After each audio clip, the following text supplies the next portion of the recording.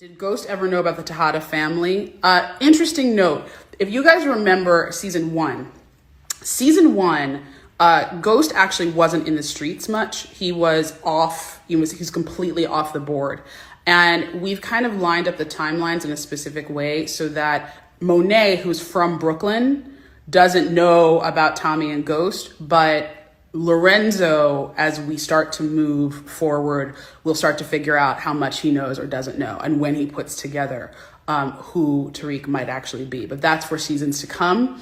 One thing to note, though, that James St. Patrick was able to run for lieutenant governor. So I want to be clear that it's not like everybody knew that James St. Patrick was Ghost.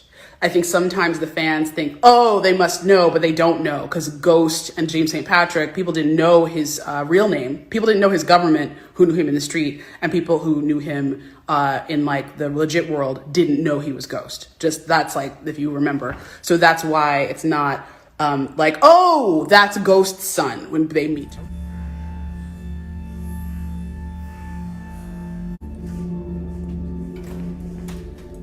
One question is this idea that Ghost and Lorenzo crossed paths in jail.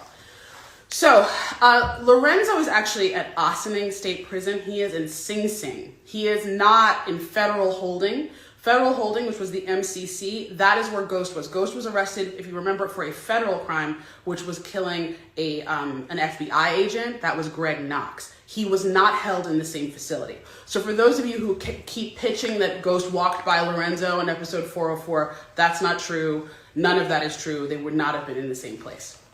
We did shoot in a state prison at one point. We have shot in federal prisons. We've shot in all different kinds of places. But in terms of just the storytelling, that is not it. And so just let that one go entirely. There is no Lorenzo Ghost crossover. Are Lorenzo and Ghost related in some way? No.